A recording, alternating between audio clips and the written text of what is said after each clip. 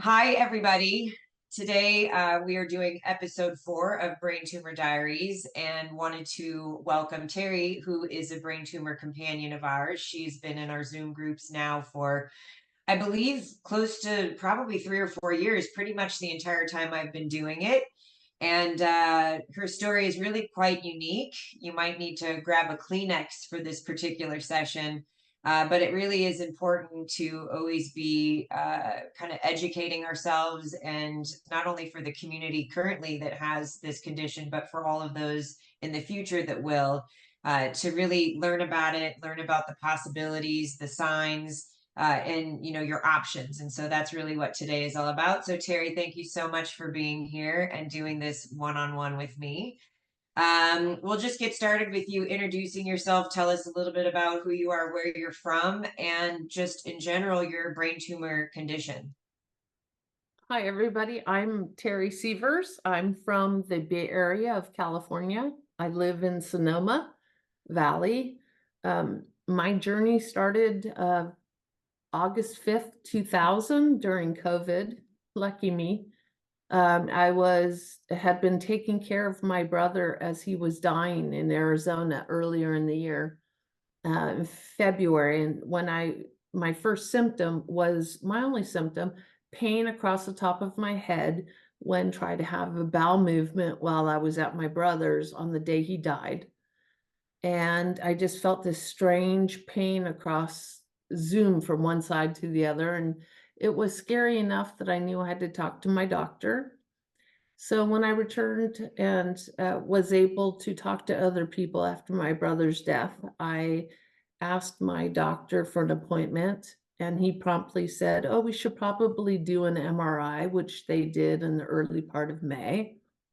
He called me May 17th and said, "You're right, there is something there, and it's not good."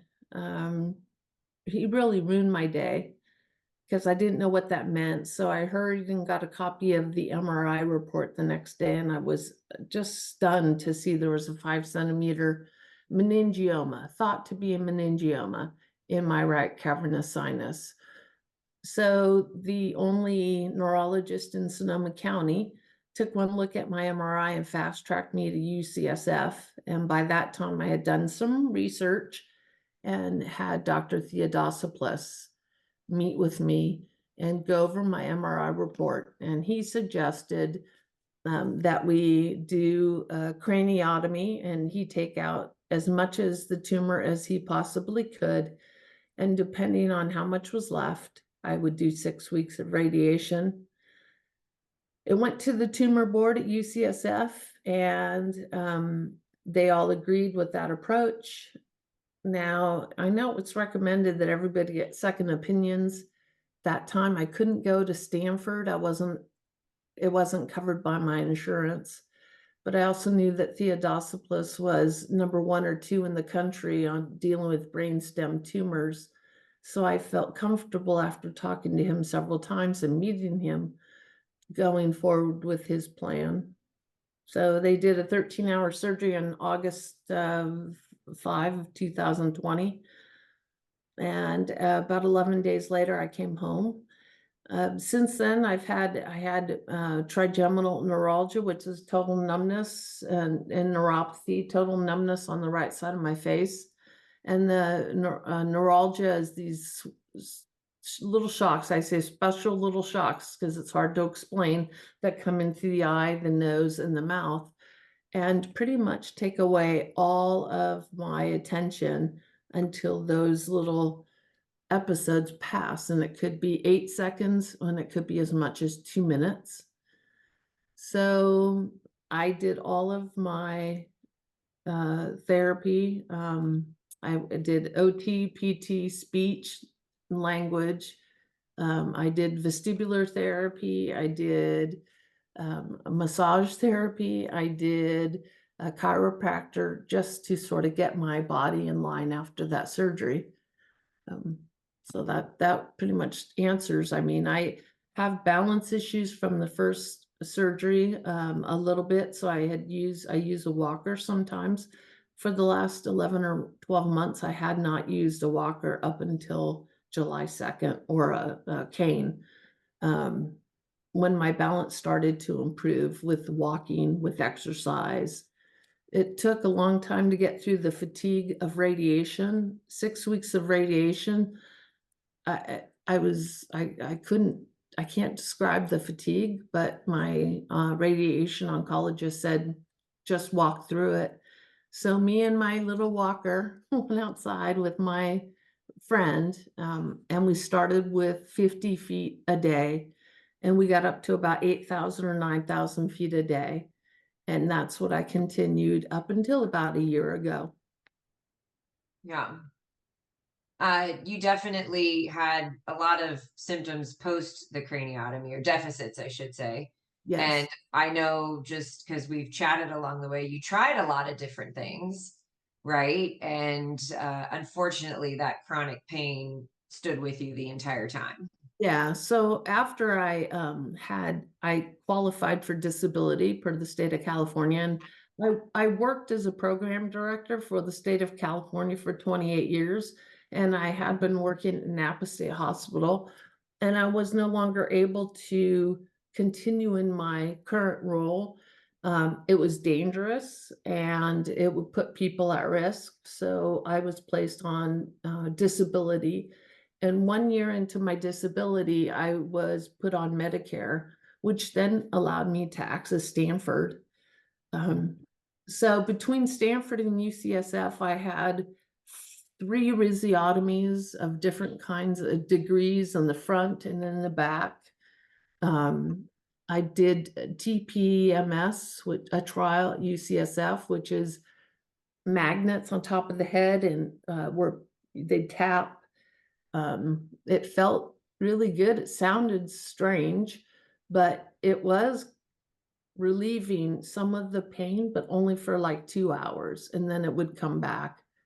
I've lived with 24-hour pain um, since my surgery in my face, and that's been predominant up until probably, I want to say the 1st of June, mid-May of this year, when I was in the kitchen and I noticed that my balance seemed off a little bit more than usual. And so I was just paid attention to it because I had done everything for my body, everything, physical therapy, everything to be able to stand without falling over, to be able to walk without a cane. Um, and I knew something was up because my right leg just felt like it was my foot would kick out a little bit when I was walking. And I woke up one day and I came out into the kitchen and I noticed my handprint all over my stainless steel refrigerator. And then noticed my handprint on the wall. And then I noticed my handprint on another location. And I was very puzzled by that and paid attention, but I called my friends and I said, I have a doctor's appointment next week and he can order an MRI, but that will be delayed by the system or the process. So I'm just feeling off enough that um, could you drive me to the emergency room at Santa Rosa where they have all my MRIs? And this Sunday they decided, I think it was June 30th, decided yes, they'd do it. And we were there for 7 hours and the doctor came in and I asked him, I said, I'm sure it's just an inner ear infection. And he was looking at, other things. And I said, well, could you at least look in my ears? And he said, excuse me. And I said, no, I'm sure it's my inner ear. And so he got a otoscope and he looked in my ears and he goes, well, there's a wax impaction, but you don't have an inner ear infection. He goes, what you have is a 4 centimeter new tumor that's deep in your cerebellum. And at that point, I looked at my friend and I said, what the hell did I do in my life that somebody is punishing me this way? And that's literally the first thing that came out of my mouth, followed by a 4-letter F word. And you can guess what that is. That we can. And the nurse looked at me and said, you can't say that. That's not what it is. Don't say that. There's nothing you did. And I just really felt that this I don't know that I could get much lower. And I looked at the doctor and he says, well, UCSF has accepted you and we're putting you in the ambulance tonight and sending you over. And I was stunned, but I grabbed my friend's reader glasses and said, well, if I need these, and gave her the house keys and asked her to feed the animals. And I took off and in an ambulance went to UCSF, and I made lots of jokes, but I gotta say I was a little scared because it was another tumor. And all along for 4 years, I had done everything they wanted me to do. The tumor, my meningioma, grade 1, right petrocleval, was stable. The doctor in fact said in November, he said, if you're stable at your next MRI after the end of 5 years, you can expect that's how you'll be for the next 10 to 15. And so that was really great news Mhm. in November. But for them to say I have a new tumor in June 30th, that's 4 centimeters, and there was nothing in November, that's fast growing. So I knew it was more than a meningioma. I thought maybe it was one of the marbles I put up my nose as a child. I did ask that. They said, no, sorry. Where Uh, did those go? the marbles, Yeah, where do they go? I'm still hoping. I don't know. Maybe they got them out and no one told me because it was Okay, it was like traumatic. where do they go? It is very traumatic. But it's I would be hoping for the same thing in your shoes. Like, please be all the marbles, Yeah, however many I did a foolish as a penny or child. whatever, that I did something stupid as a kid. But Yeah. so UCSF, it was right before the holiday. They wanted to do a biopsy. And so I hadn't eaten for a couple of days, only had IV fluids because they were trying to fit me in. Their schedule was busy and they wanted to get me in before the holiday. And they did. Um, they took out, he was going to take 2 pieces, and I said, take 3 pieces. That way, if somebody has research or they have need, they can use it. And it's good that they did that because he came back and he said in the recovery room, 3 words: rare, aggressive, and nasty. I wouldn't want to hear, I'd rather hear cheeseburger, French fries, and soda. Milkshake. Cheeseburger, French fry, milkshake. Um, I just something, I don't know, some little switch. I started thinking about a lot of things, and first thing I thought about was my son who's home. Um, and then he said, well, I have something else to tell you. And I said, what else could you possibly tell me? He said, well, during the surgery there was an accident. While you were prone, the machine malfunctioned, and one of the screws caused a 1 centimeter deep laceration along the right side. Totally different from where the incision in the back of my head was. He said it created more blood than the incision, excuse me, for the biopsy. Um, and he apologized, and they put some metal sutures in that would have to stay on for a couple of weeks. And they would be filling out an incident report. And I sort of laughed because I worked in quality assurance for the state of California. And I started the incident report process for the state. So I was like, well, I'm going to want to see that, Yeah. and I didn't think there would be, a problem, but apparently I was wrong. Um, so had to wait a week for pathology. He felt like it was a high-grade glioma and it could possibly be caused by radiation necrosis. But time would tell. They would do what they call a G500, which is the genomic testing of the tumor cells in the tumor, solid tumor. And they would do Caris testing, which is another form of deep tissue testing that they do. And those results could take 30 days to 45 days to get in. So I got the initial biopsy results, and yes, it was a grade 4. It's interchangeable between glioma and astrocytoma. That word is now interchangeable. So I just say grade 4 glio. Um, and it's inoperable. They said if they tried to take it all out, then I would lose all my functioning on the right side and be paralyzed. Also, most likely with the feeding tube. And I said, no, thank you. And so then I met with the neuro-oncologist at UCSF, and he recommended 6 weeks of radiation, followed or in at the same time as doing chemo, depending on the final results that came by or came back. So I said, well, if as long as I could do that up in the North Bay, I would be okay with that.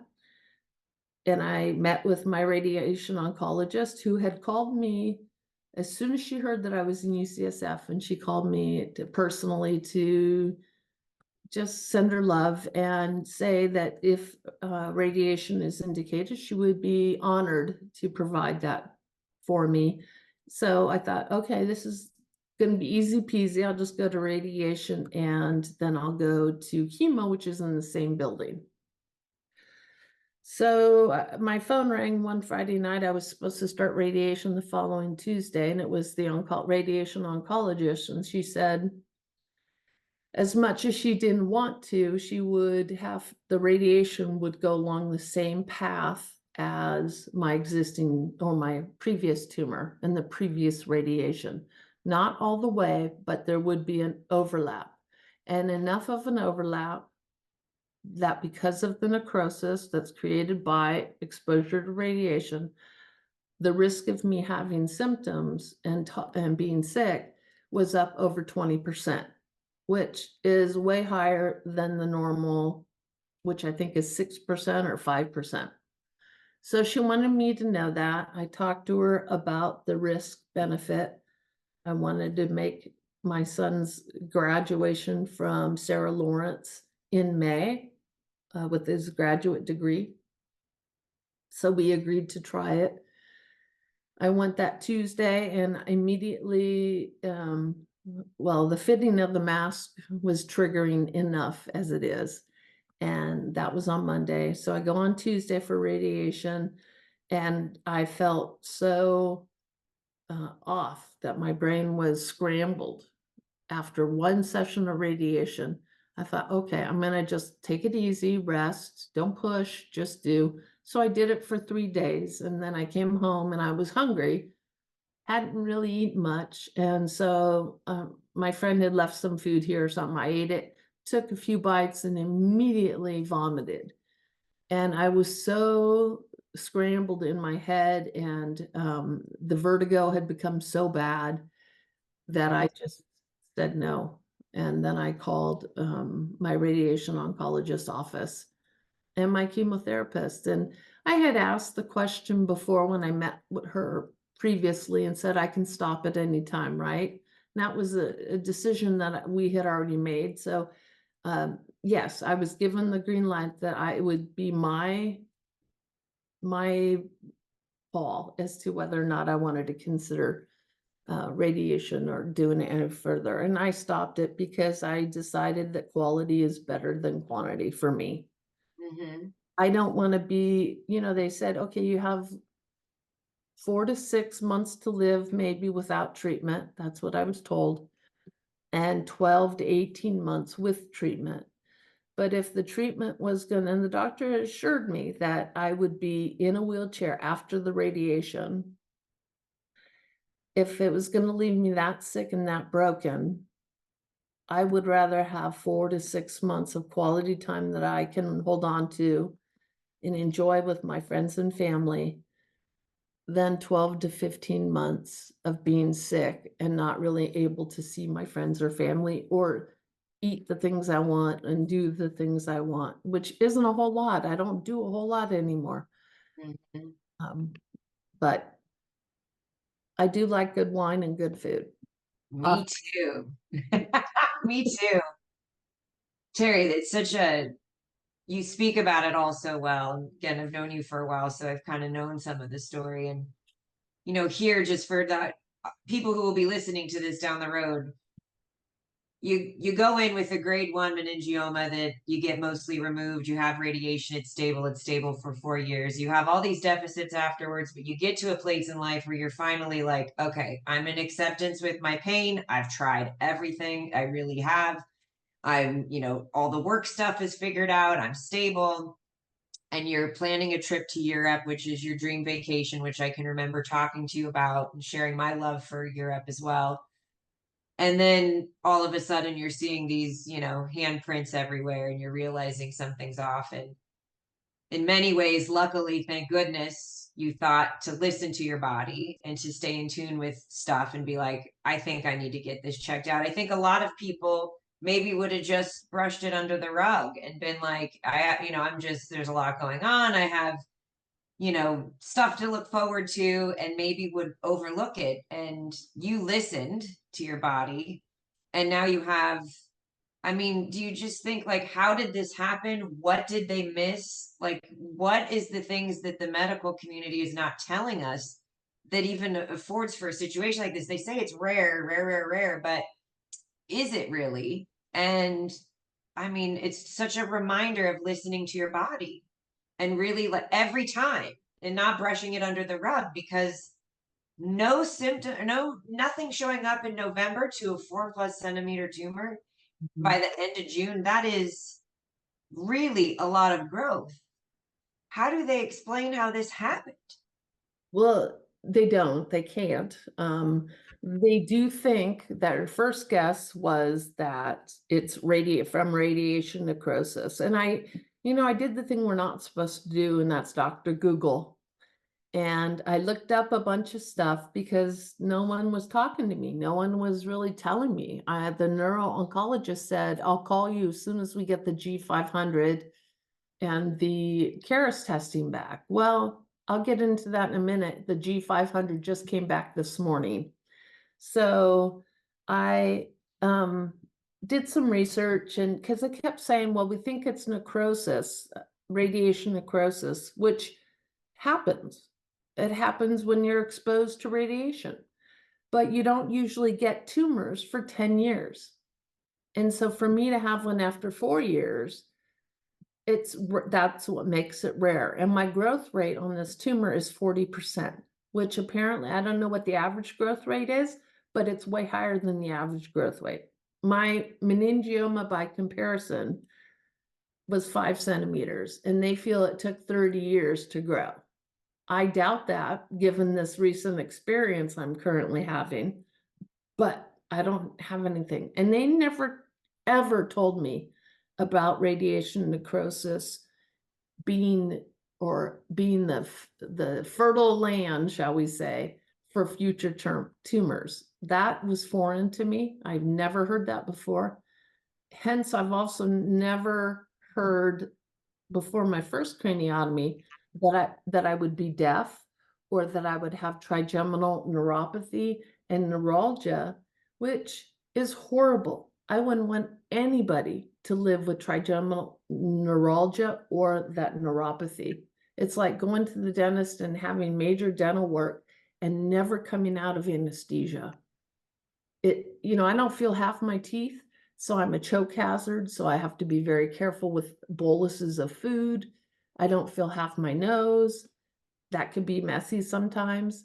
And I don't feel half my eye on the right side. So I have to make sure to constantly put in drops to keep it moist. They don't know what caused this for sure, but the G500 test, which I just sent to my son because he's in genomics for graduate school, so he's going to interpret it for me. But Mhm. it does appear to say that, one, we know it's not hereditary. So that's Good. offers some relief because of my son and other family members. Mhm. That most likely, more likely than not, it is radiation necrosis related.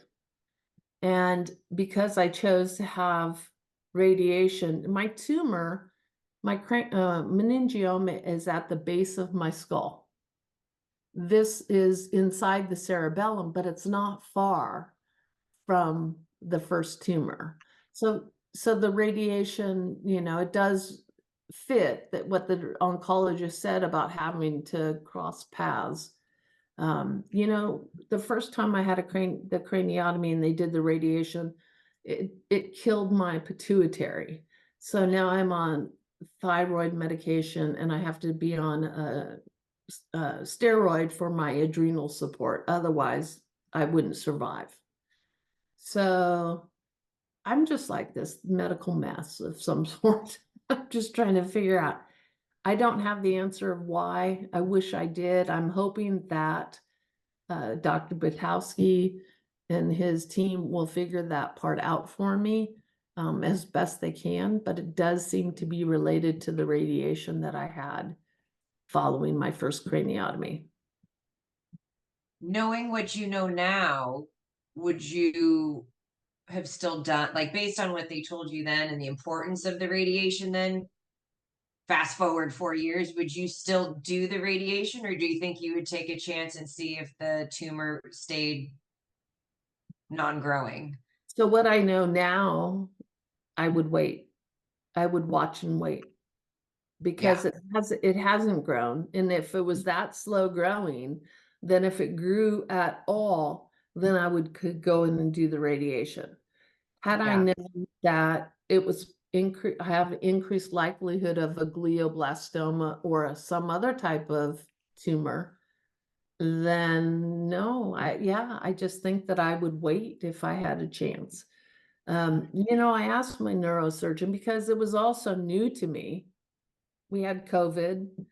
mm, I thought I was gonna die because the tumor is he said to me, Doctor Theodosopoulos said it's grade 1, he's fairly confident, but it was the location of the tumor that made it as dangerous as grade 4 because it's wrapped around my cavernous sinus and it's wrapped around the right side of my carotid artery. Now, I could survive with just one carotid artery, but I could also, if I had a cardiac disease or something, it could, result in a heart attack or a stroke. So, I was between a rock and a hard place either way. So I asked Dr. Theodosopoulos, I said, look, I don't really have a lot of knowledge. I have zero knowledge. I'm learning though fast. If I was your sister, what would you recommend? And I think that's a fairly common question that we ask people. And yeah. he said, if you were my sister, I would do craniotomy followed by radiation. So I think that hindsight is 2020 sometimes. And I wouldn't, if I knew now, then yes, I might change what I do. But how it, that's I guess only knowing, doing some more research or knowing somebody that's got a brain tumor. Right. Um, because I will tell you, UCSF didn't even refer me to a brain tumor group at any time. They never do. None of these doctors, they never refer you to support. There's no talk therapist that specializes in this that they tell you about. No, It's just, oh, we stitched you, we fixed you, you're good. Now yeah. maybe go see an oncologist or something, but you're good. And UCSF does have a brain tumor support group, a pretty significant one, pretty big one, but I had to find it on my own.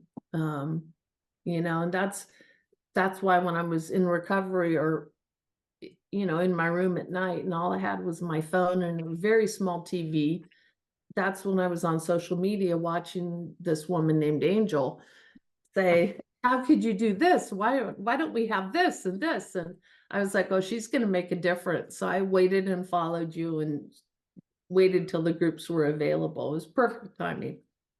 Yeah. Yeah, no, you definitely connected with me early on. And I'm glad you did. And at least you had, a little bit of a community where you're like, okay, we're all in this crappy boat together, all of us with different luggage, but we're all on the same plane, right? Like we all just have this diagnosis and it looks and feels different for all of us. But, it's hard because maybe had you not done the radiation then and it somehow grew rapidly again and caused more problems, maybe, we wouldn't be having this conversation 4 years later. Maybe some other bad stuff would have happened. Or Maybe had you not done it, this second tumor wouldn't have grown. I always tell people whatever decision you make at the time you make it is the best choice. I personally had four opinions. I had a pretty straightforward diagnosis. Everyone agreed it needed to be a craniotomy, but I had no symptoms. And it was an incidental finding. I watched and waited for 6 years, and then all of a sudden I needed to have this craniotomy, and I felt fine. And I thought, these people are crazy. What is happening? This doesn't make any sense. And it was really hard to wrap my head around. And they left 1% behind because the neurologist didn't send me to a neurosurgeon soon enough. And so it latched onto the main vein. And I remember the doctor telling me we could do radiation to kind of kill off the last of those cells, but I'm hopeful, since it's a grade 1, you won't need it and it won't come back. And I want to reserve radiation for later. And at the time, I didn't really know what that meant. And like now in these conversations and in the 4 years of doing this, it's because radiation, just because it's not invasive, just because they don't drill into your skull and stitch you up and send you home, it still has a lot of possible side effects and future risks, short term and long term. Yeah, because when he said the 5 year, if you make it to 5 years, I figured he was only talking about my meningioma. He wasn't talking about the whole channel that they Yeah. radiated. You Yeah. know, so yes, you learn, and so you have to look at it in all different ways. And I when I think about, so I'm dying. That's the choice that I made, and it's a hard one. And I say it, and people, I tell people, I don't hide it. I've chosen a different. I've just chosen to end this journey, whatever it is, and I tell people that I'm okay with the end. I am, because I won't be in pain and suffering. Mhm. It's the middles and my beloveds and the middle, the in between, that has all my attention, because that's my family and those are my friends, and bringing those people to acceptance and understanding of why I'm choosing to do this. But I want to, if I may, talk about the best part of this journey. Yes, The, please. the best part of this journey has been listening to my body and getting to know my body and trusting my intuition, that if I felt something was wrong, I just said, no, we're going to do it this way. And I just didn't let managed care ruin my life or run my life. So Hmm. I'm lucky I had insurance, and I just said, this is what I'm going to do. There's something wrong, and there was something wrong. Same way as to when I had the meningioma diagnosis 4 years ago. I had a pain in my head. Something's wrong. I'm not somebody who usually goes to the doctor. So, I paid attention to that. I got to say, the worst part, there's two things. The first thing is the trigeminal issue. It's one thing to survive a brain tumor. It's another thing to come out of surgery and be in more pain or discomfort than I was before Hmm. the surgery. And not expecting, I learned to cope with my hearing issue, and I learned to cope with my numbness ever since they made that air. It's a little worse. That's gotta be the one thing. But the most thing that has my heart is my 24-year-old son, and having to explain to him that his mother is dying and his mom is choosing a different path than to let her body eat itself and become totally bedbound and incapacitated, and let hospice, take all the hospice meds. They're in my refrigerator right now. I don't take any of them. Um, and having him, he did say to me he supports any decision I make, and I love him for that. But it will never make it easier on me than, I mean, that's the one thing that sort of gets me in the craw every time, is thinking about him. Um, it's not easy, but I do like the fact that he's a genetic. That's what he's in graduate school for. And Hmm. seeing my lab reports and having him interpret them for me is amazing. Yeah. Um, and did I tell you why he chose genetics? No. Well, so he's donor conceived, and he has 78 siblings. and and he's met all of them or spoken to all of them. What? And he's met many of their parents, as have I, and it's amazing, and he I know, living my lifestyle, that family comes in all different shapes and sizes, but he has taught me that family really comes in all different shapes and sizes, and, um, it's been a privilege and an honor to be his mom and support him on his journey and meeting them all, and he's met the donor, and I'm very proud of him for that, and that's pretty amazing. So that's That's really a amazing. whole new story. That's a whole other Yeah, story. that's a whole nother Zoom. I gotta get in touch with your son. I love the kind of just dignity and grace that you're having with all of this. And, when you say I have 4 to 6 months and I'm dying and you're kind of in control of that, what does that look like for you? So it's called Aid in Dying. And a lot of people probably don't know about this. So if you don't mind just sharing a little bit about what that might look like and how you're planning it and what you want for yourself and in this time. So, I started when I joined hospice, the first part that was really great is my hospice doctor, somebody who I worked with for over 20 years at developmental services, and who I think is a gift on this earth to anybody she encounters. So I felt like, okay, this is sort of meant, this is a sign that this I chose the right path. And then I was looking and thinking, okay, well, maybe, what are my options for me to stay in control as long as I can? And when I thought I would have to, I started looking at the aid in dying that they have in Oregon. Mm. I saw that in 2016, 15 or 16, California passed the medical aid in dying law here,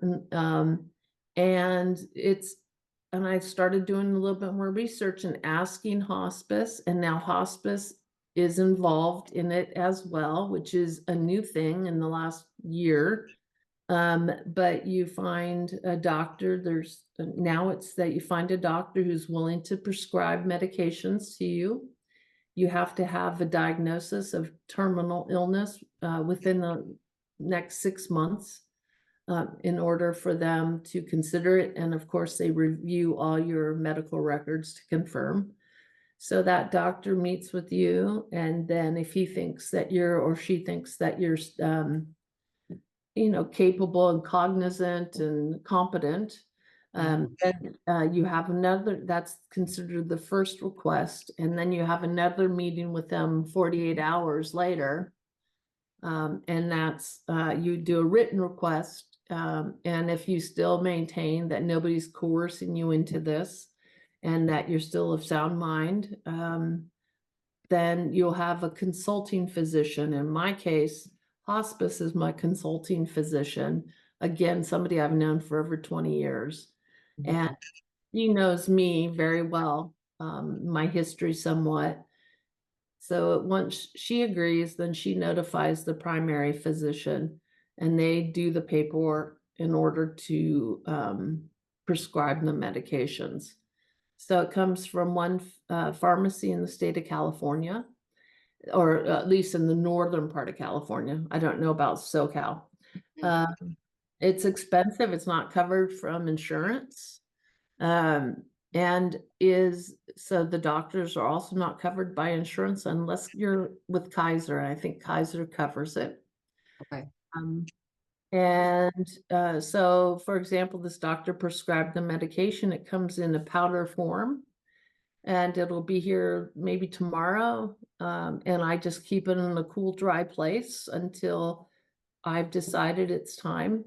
I'm working with a doula, end of life doula, to create some ritual out of this experience for me, but for my friends and family, because this is all new to them. And my sister is 16 years older than I am, and very Catholic, old Catholic girl. And coming to terms with this has been difficult.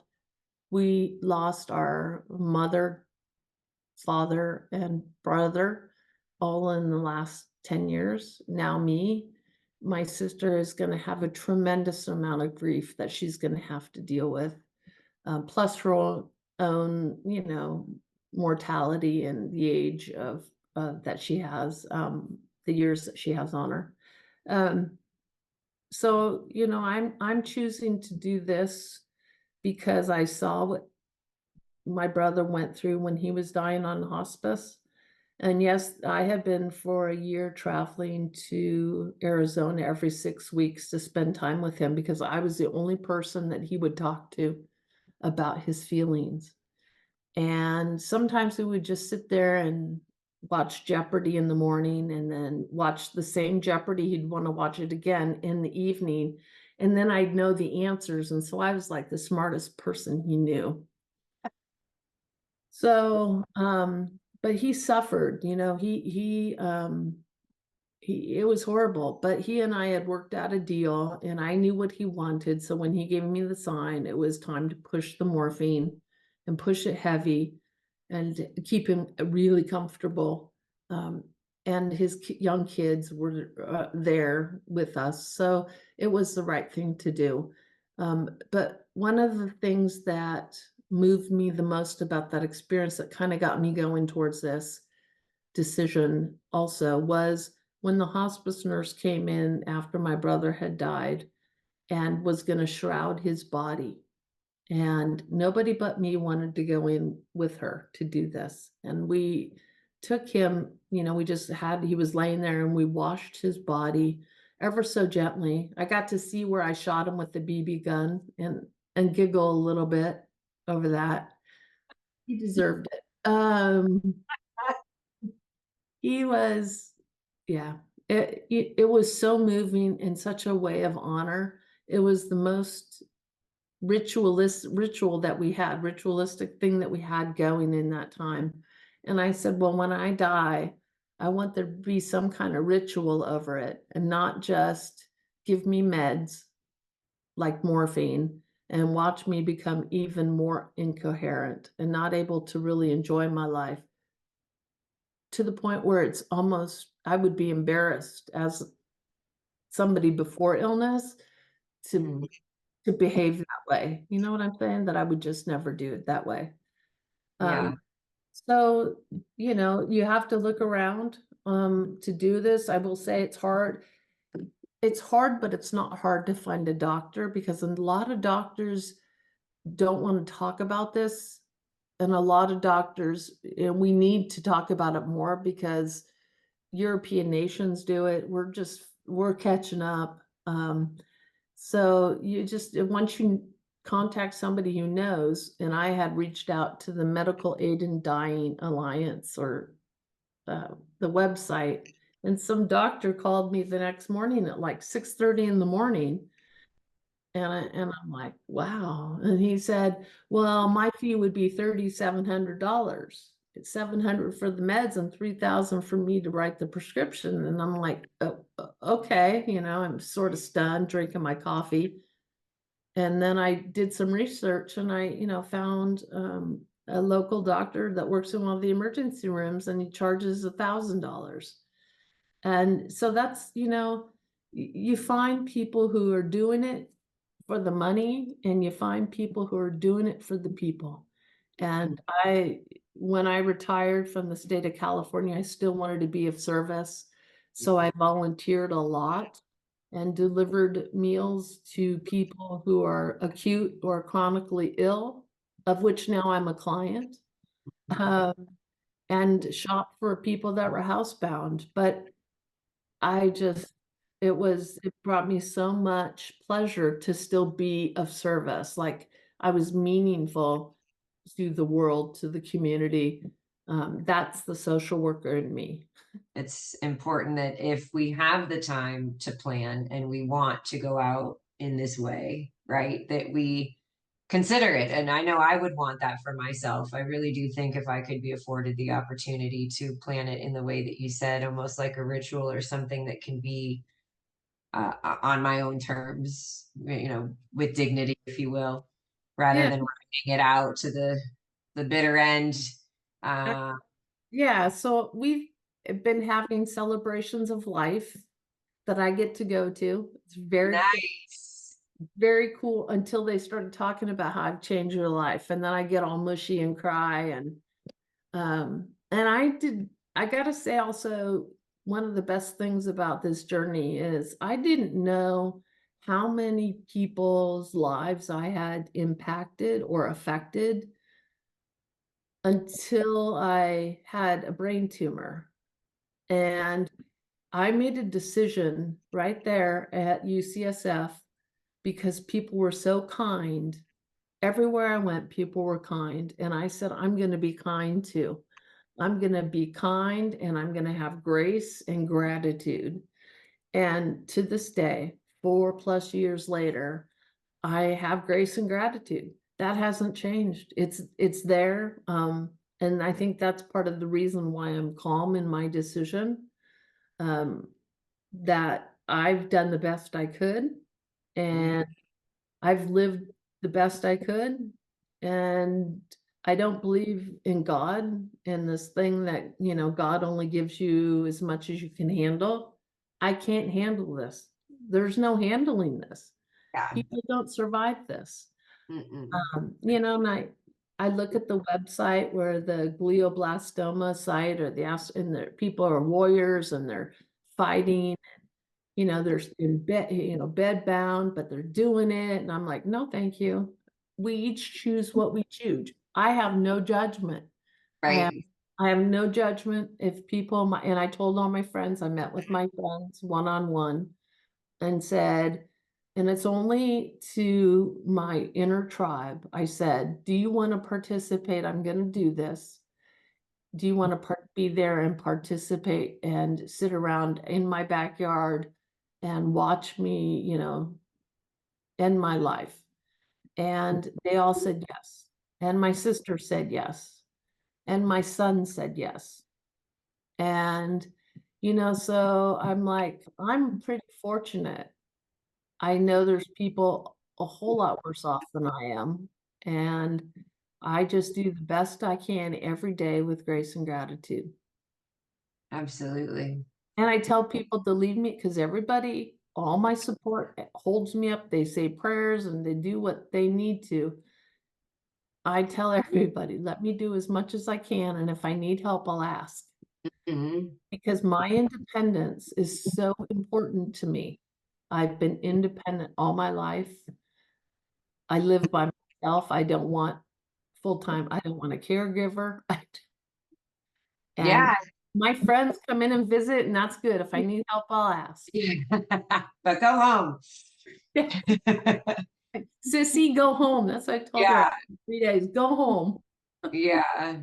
No, I mean, I get it. The independence is important, and I think that's obviously a huge reason why you've chose to go this route over the radiation and the chemo and the being sick and needing people to care for you and help feed you or bathe you or whatever. I mean, that's just not who you are. Mm-mm.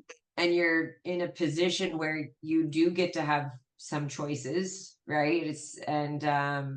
I think what you're doing is beautiful, and I can't imagine how hard it is.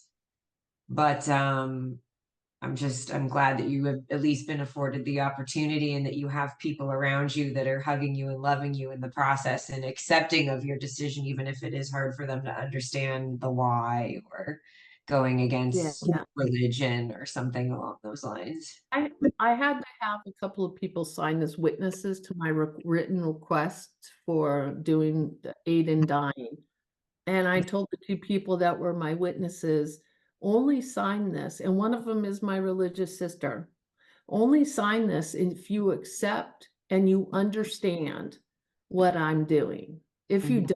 don't sign it. It's Yeah. okay. It's totally okay. And my sister, after she visited the first time, she came back because she literally thought she was moving in, apparently. She came back the following week and she said, I totally understand and would do the same thing if I were in your shoes. Hmm. Just needs to see what I go through and how I live my life to know that it's not the life I was meant to live. Yeah. It's not, I'm home. I'm pretty much homebound. I sold my car. That was one of the hardest things for me to do because I'm pretty much homebound, Mm-hmm. so you do, people make choices. And I think of the people who got hit by a bus going to work or hit by a train on their way to work. They didn't have choices. They had a choice of Their what. family and friends couldn't prepare, and there was Right. no warning, and there was no time. Yeah, it's just, And so I'm fortunate that I get to prepare. And no, I haven't picked a date because people ask me that, and doctors, hospice, doulas, everybody. Well, have you picked a date? Well, that's kind of hard to do because I'm still able to yeah, make enough quality that it's worth staying on this earth. yeah. I want to now, I won't make it to my son's graduation, but I've arranged for other people to go.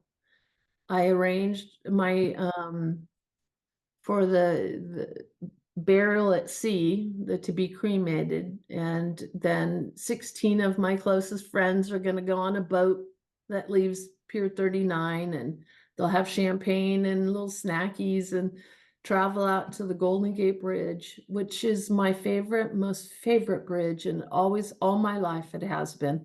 And they will scatter my ashes under the bridge. And Neptune Society is getting all the permits, and everything is going to be, everything's biodegradable. Everything will be okay. That's Yeah. been taken care of for my family. I even did the playlist, so they're going to have to listen to my music Yes. hours they're on the boat. Yeah, again, most people don't get to No. plan their departure, what they want their celebrations of life to look like. And most of them you get to still be a part of because we know that time is, kind of ticking right now. Yeah. And you get to not only be present in the life celebrations, but you also get to have a real say in what you want them to do in your honor. And I suspect they will all more than show up for you. Yeah. They just want the good wine since I live in wine country. Yeah, you're going to have to stock a few bottles just for them, a few special bottles. I've I've gotten lots of, people reaching out through social media or send me emails, or I struggled a little bit with people who I haven't seen in years, who I never see, who I might have worked with, but they make no attempt to see me while they're in town or keep in contact in any way. So when they ask if, they can come visit, I've learned about my personal boundaries, and just to say, whether or not I'm in the mood for that. Inside, I might be thinking, well, you didn't see me while I was alive. Why would you be seeing me while I'm dying? And that's not about me, it's about them. And so I'm learning different ways around me to just make this sort of about me. And that's been hard for me personally. I like to fix things. I'm a cancer, I'm a double cancer. I'm a double cancer with cancer. How are you a double cancer? What am I missing out on? I mean, I know with cancer, a Uh, cancer, but a double so cancer. yeah, so my sign, I had all my charts done, and when I was born, my moon and rising sign, the rising sign is Cancer, and I was born Okay. with Cancer. Wow. Yeah, so I'm really kind of soft as a cream puff, and I like to take care of everybody. So in some ways, I'm doing that through this to the best of my ability, whether people know it or not. Um, and that's what I like to do. So it gives me something to sort of work on, um, because I'm not going to just sit on the couch. And, I did count the days. I said, okay, it's been 35 days. So, but that's since diagnosis. I was But going to say, since your diagnosis, right. So because I I'm, remember texting you in June and I had a question for you at the time, and we did not know any of this. We were just talking, again about Europe and kind of summer travels. And here we are now, literally just a few months later, not 30 something days. yeah, no Europe. Sad. No Europe. Well, you'll get to you'll just see all of it on the other side. That's right. You're You gonna never get there much faster than a 14-hour flight. a lot cheaper too. A lot cheaper and proud and much more pain free, right? Oh, I yeah, I am a little I don't want to say excited, but I am a little excited about being pain free. mhm. I I don't mean I can't explain it. I mean, I've lived in pain for 4 years, every single day. The only time I don't feel pain is most of the night when I'm asleep or when I'm under anesthesia. So, I'm that's why I'm okay with the end Yeah, that you put up. I'm tired. That's been an issue we've had or we've talked about, but I'm tired. I'm just really, really tired. yeah.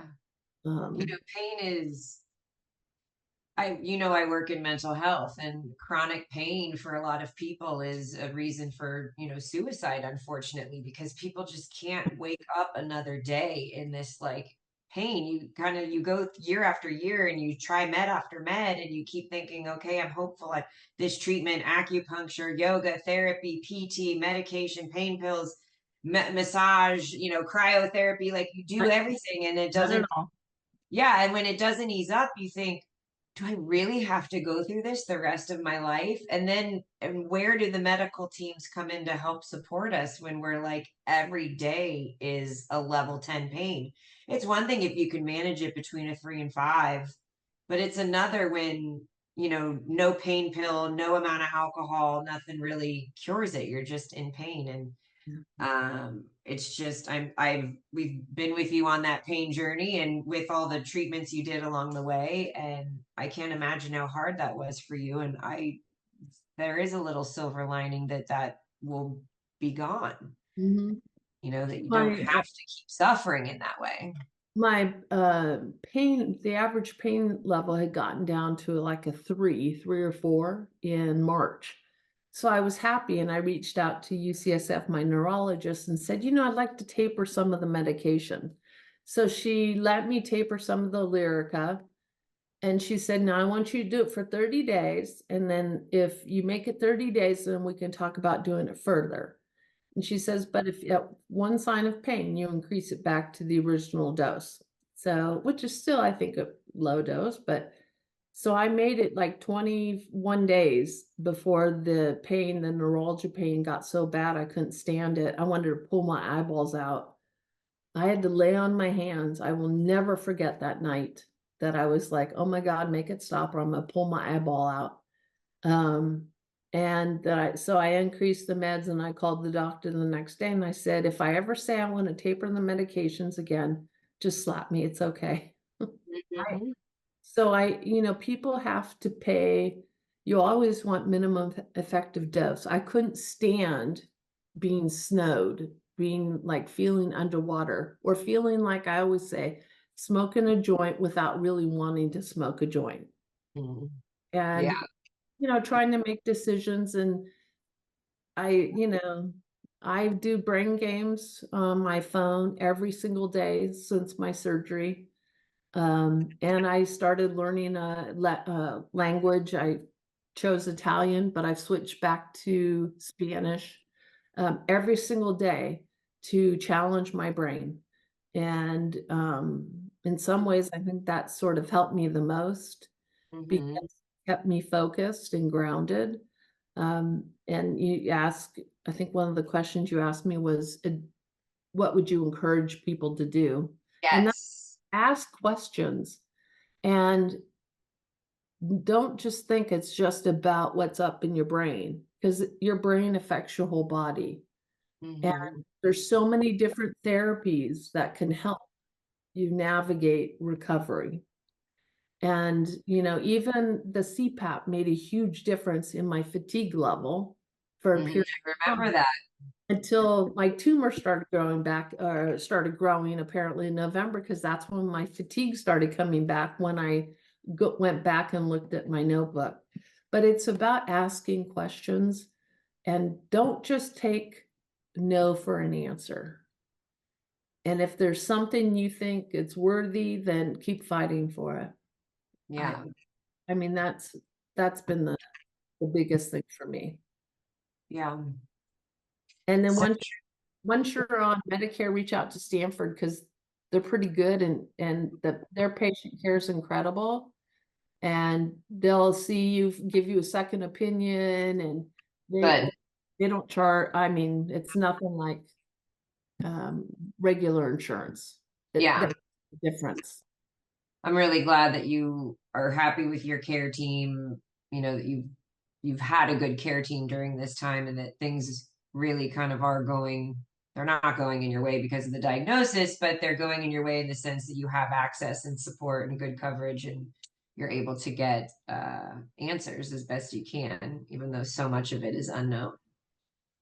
We had the opportunity to meet, gosh, 2 summers ago now, and I was doing a Zoom group with the girls before our one-on-one, and I think I told you this, but I have a section over here just Yeah. reaching because I have shelves to the side of my desk, and I have this beautiful picture that There if we anyone are. can see, and I loved that day, and I'm so glad we took the time to meet. And I always want to meet everybody in our community, and that has been at my desk since that month that I came back from that trip, and it will be in my desk forever. Good. Yes. Good. Um, I love you to pieces. Love you too. So grateful for all that you brought to this world and to us as brain tumor survivors. It's been huge. Having a place to go that, when everybody looks at you and says, "Oh, well, you look fine." I People know. they go, "Oh my God, you look great." I'm like, "What do you expect? That I'm going to be on the couch dying?" Exactly. I mean, and who knows what a brain tumor survivor is supposed to look like? I mean, we all look different. We all feel different. We all have different. I mean, but yeah, I mean, they don't exactly send you home if you look half dead. Uh, I'm like, well, if you want to get inside my head and look out and see what I see, I like four people and you're only one person because of my multiple visions. It's not even double now, it's more. So yeah, I'm used to it. So my brain is acclimating to it. yeah. So I don't have to, I was closing one eye and people were like, "Are you winking at me?" No, I'm not. Just trying to focus. Yeah, Yeah. but now I'm able to at least see the computer and look right in front of me and not have to like close one eye. So it's good. We keep fighting and Fight you're, and the brain accommodates, right? Like it kind of reroutes. But fighting is hard and being a warrior is hard. And it's one of the reasons why I chose the word companion after a lot of thinking and kind of rethinking because sometimes you don't want to fight. Sometimes it's just too hard to be a warrior. Sometimes it's just a lot. People don't understand, getting MRIs every 3 months, 6 months, 9 months, a year, whatever your journey is, having to go through radiation chemotherapy, having to babysit a tumor on watch and wait, knowing you have something in your head that's not supposed to be there Mhm. that could cause trauma on any day of the week based Right. on a little bit of growth. It could be the smallest tumor in the wrong spot causing the most problems. It could be the biggest tumor in an okay spot, still eventually causing a lot of trauma by the time you find it because it doesn't cause you any symptoms. There's just so many layers to this condition. And I get it. I wouldn't have understood it if I wasn't on this journey. I understand why people don't get it. But nobody talks about it. And that's, I think, Yeah.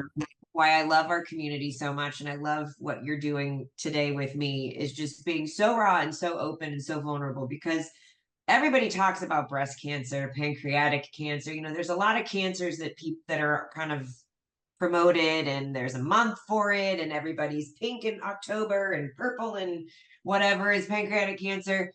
But like May Gray is just this like ho hum month that nobody really knows about, talks about. Anytime I tell someone what it is, they're like, "What? I didn't know that." Um, it has to get better. It really does. I think people and a lot of people who have this condition choose not to talk about it because they think they're either shy to or embarrassed or they want to brush it under them. And I think that sure, it would be easy maybe for me to eventually like brush it under the rug and move on but it catches up to you. It really does. Again, you just have to get in the MRI again, and the anxiety is like up to here because it's like, oh shit, well, they can find it once. What will they find the next time?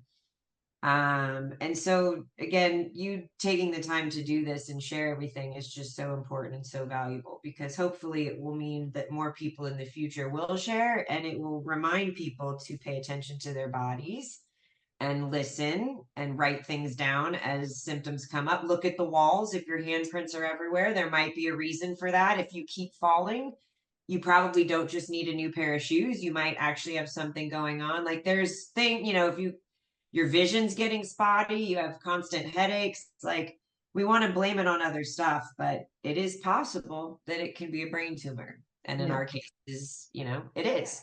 Something for you to think about though, when I say warrior, those people who we wake up and we take our first breath and we go through the day, they are warriors. Yeah. Absolutely. Yeah. Because we make a choice to get up, move through our day, and do the best we can. And Yeah. suffering, whether you can tell or not, that it's just that. So when I say warrior, it's that from that. It's not the Oh fight. yeah. So I just and yeah, we do need to shine more light on it. I think people don't talk about, I know they don't talk about, I think, glioblastoma because people don't survive it. So you're not going to want to talk about it.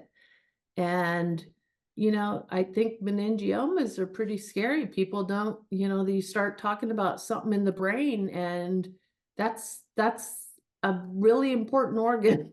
Mhm.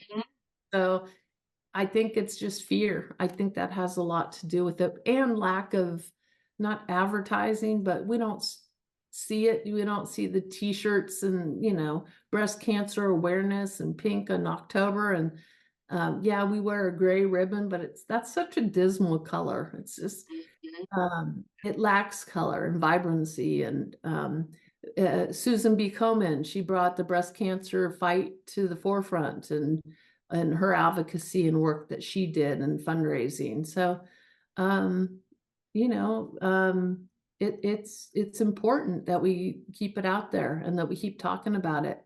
And I wear a T-shirt that says, "Pardon the language, hey cancer, fuck you, you fuckity fuck." Yes. I'm I, like, you're not gonna wear that out. Oh, yes, I am. oh, yes, you are. Like, Post that on social media everywhere you can. Like big, all the middle fingers. Yes. so, never give up fighting for what you believe in. I think Yeah. that's really what it's, and for me, I need to do this path. Um take care of my beloveds along the way. Yeah. Yeah. Well, you've done a great job, and you are a warrior for getting up every day for 4 years with pain, and you are a dear, loved companion for always being there for us as well, and for Oh, contributing to our community, and for just, being positive despite all the struggles that you've had. You were positive before this second round of diagnosis, and you've remained that way, and that is a really hard thing to do. mhm. Most people cannot do that. They've just absolutely fall apart in fear and anxiety and anger and all of the emotions that take over when you get a diagnosis like yours. And you really are just so admired from me, from all of us. And you could come to our room and be angry and cry and pissed off too, but I welcome that as well. I was when that hot pepper came out of the bag. I was Oh God. It's so like, true. where the F is my hot pepper? And the neighbors, everybody heard it. Oh my God. But I We've have a had brain. a lot of really good laughs together. We really have. Yes, I Do you have appreciate any it. final thoughts or any final memories or anything that for sure you want to be solidified on a recording No, for I think I've covered everything. anything you want to tell your family and your friends that maybe, They've heard it. yeah, I know that's the beautiful thing of what you're doing. It's so amazing. They've heard it over and over and over again. Using Yeah. the words "I love you" so important, and life Yeah. is so, so short. Just Yes. really don't know how bad or how short life is. Remind us, if you don't mind sharing your age, how old were you when you were diagnosed I and then was how old are you I today? was I was 54 and I'm 58. Gotcha. And no other real major health conditions prior to this that you can Uh, recall? well, I've had both knees replaced and arthritis and bunions, and I will say this, I had a big issue with fibroids. Okay. I do know that there is a link between meningioma and fibroids. Interesting, because I had a fibroid as well. Just one, but Yeah, it continued to estrogen. grow. Estrogen. They're Yeah. they feed off of estrogen. No, and I feel knowing that it's just bad luck. It's just shit luck that this has happened. Uh, Mhm. and the fact that I had radiation. So, um, yeah, Yeah. just do the best you can. Absolutely. Every day. Well, Scouts Honor over here. I'll continue to fight the good fight in this arena and do my best to raise money for research and to continue to advance with just education and one-on-one and group talks. It's for me, it's been all about peer to peer. That's really what I needed in my own life. And it seems like it's helped a lot of our community. And I think we Yes. get in that room, we sit with each other, we all get it. Whether someone's circumstance is terrible and someone's is okay, it's kind of like this amazingness of we get it and we speak the same language and nobody wants to be in this club, yet here we are. Right. So let's, make the most of it while we can. The place to go where there's no judgment. That too. Yes, absolutely. That's a big, big thing. Yeah. We don't have an expectation that you should look better, act better, sound better, be less of a victim, not be crying about it anymore, not be worrying about it anymore. There's none of that. We get it. Yes. No judgment for sure. Well, Terry, thank you so much for your time today. It's been absolutely wonderful to talk to you and to know you for the last 4 years and to continue to know you in this journey as you really do it with such dignity and grace. And you just, I don't know, I admire you so much. Thank you, Angel. I appreciate you. I'm grateful for you. Absolutely. Have a Thank good you. night. Bye.